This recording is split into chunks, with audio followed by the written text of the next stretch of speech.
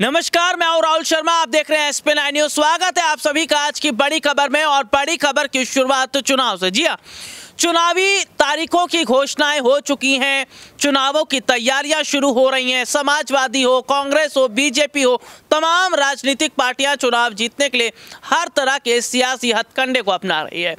लगातार वोटर्स को अपनी तरफ खींचा जा रहा है। अगला साल लोकसभा चुनाव है, साल 2024 का लोकसभा चुनाव जीतने के लिए बीजेपी एक और जहां पूरी ताकत लगा रही, तो वहीं कांग्रेस पार्टी आला कमान सोनिया गांधी भी ताकत लगा रही है। लेकिन चुनाव से पहले सोनिया गांधी की संपत्ति पर बड़ा खुलासा हुआ है। जी हां, अपने दर्शकों को बताएंगे 2014 के बाद से लगातार कैसे सोनिया गांधी की संपत्ति में बड़ी गिरावट देखने को मिली है, और क्या वाकई सोनिया गांधी, अगर मैं कांग्रेस पार्टी की बात कर लूं, क्या कांग्रेस के पास इतने भी पैसे नहीं है कि वो अपने लिए फंड इकट्ठा कर सके या फंड के जरिए काम कर सके, क्योंकि कांग्रेस की हालत जिस तरह से खराब दिखती नजर आ रही है वो बहुत चौंकाने वाली बात है। चलिए दिखाते हैं एक रिपोर्ट की सोनिया गांधी की कितनी संपत्ति और या फिर गिरावट होती जा रही है संपत्ति में। राजीव गांधी की पत्नी और कांग्रेस अध्यक्ष सोनिया गांधी की संपत्ति में 15 साल में 12 गुना का इजाफा दर्ज किया गया।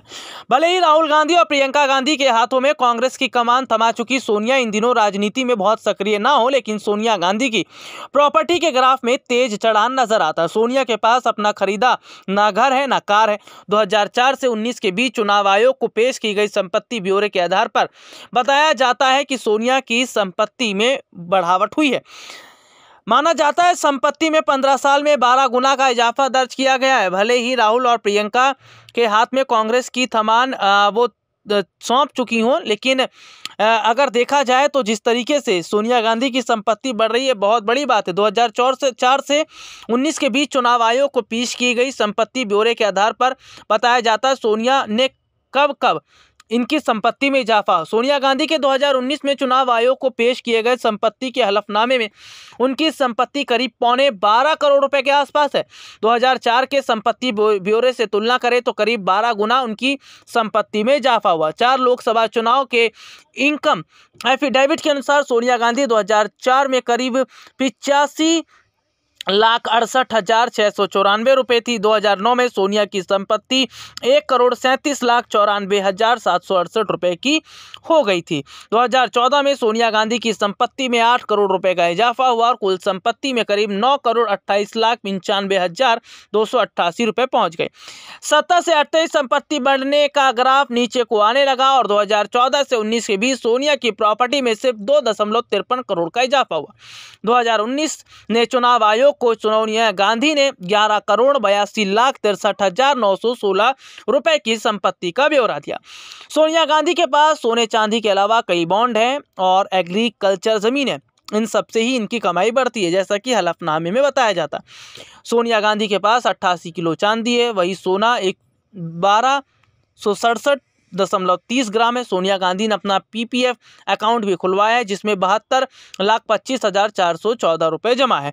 सोनिया गांधी ने PPF में परंपरागत निवेश के साथ कई कंपनियों के शेयर्स और बॉन्ड में निवेश किया है, जिसमें रिलायंस जैसी बड़ी कंपनी का नाम शामिल है। सोनिया ने 2,75,39,505 रुपए का निवेश बॉन्ड और शेयर में भी किया है, जिसमें Maruti, HDFC, Kotak, Motilal Oswal, Reliance, national highway authority of India, Indian railway जैसी कंपनियों के नाम शामिल है।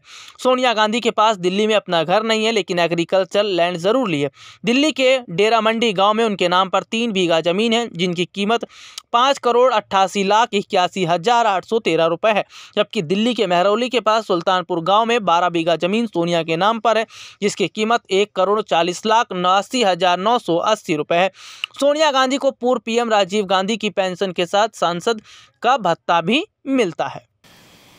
ये रिपोर्ट आपने देखी, जिसमें हमने अपने दर्शकों को विस्तार से दिखाया। देखिए, जाहिर तौर पर देखा जा रहा है कि चुनाव से पहले राजनीतिक पार्टी के नेताओं की संपत्ति का जिक्र होता है, राजनीतिक पार्टी के नेताओं का जिक्र होता है, और ऐसे में मौजूदा समय के अंदर कांग्रेस पार्टी की जो हालत देखी जा रही है वो जाहिर तौर पर इशारा करती है कि कांग्रेस ने 2014 के बाद से जो जमीनी स्तर पर काम नहीं किया था उसका नुकसान हुआ। हालांकि कुछ महीनों से राहुल गांधी जिस तरीके से पार्टी को लगातार मजबूत कर रहे हैं, लगातार कांग्रेस पार्टी मजबूत हो रही है। भारत जोड़ो यात्रा का जिक्र करते तमिल कन्याकुमारी से शुरू होती है और राज्य दर राज्य जिस तरीके से आगे बढ़ती चली जाती है, अभी हाथ से हाथ जोड़ो अभियान भी आएगा। तो कांग्रेस पार्टी जो खुद को मजबूत करने का काम कर रही है, क्या इससे बड़ा फायदा होगा और आने वाले वक्त में क्या कांग्रेस जो है वो बीजेपी के बराबर आकर खड़ी हो पाएगी?